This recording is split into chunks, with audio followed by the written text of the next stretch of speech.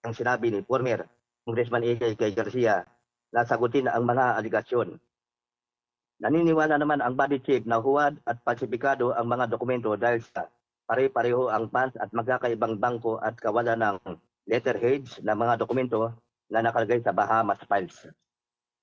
Nakakuha naman ng certification si Garcia mula sa government bank na nagsasaad na wala siyang kinalaman dito sa ganitong mga klaseng bank account. Kaugnay dito, sabi din ni Garcia, bagong waiver supplemental affidavit for denial sa National Bureau of Investigation. At kung sa kiman ay mapapatunayang falsifikado ang mga dokumento, siya mismo ang personal na maghahain ng kaso falsification of documents upang mapanagot ang mga na ito.